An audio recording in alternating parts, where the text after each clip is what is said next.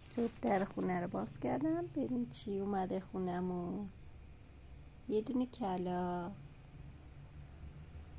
آقا شما برای چی اومده خونه ما؟ آقا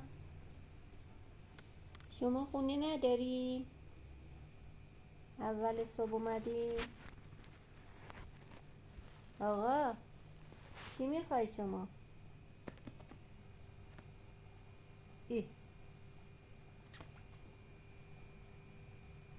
چای میخوری براتون بیارم؟ بخور چای بخور. شما چقدر بیادبی. برو خونتون. برو برو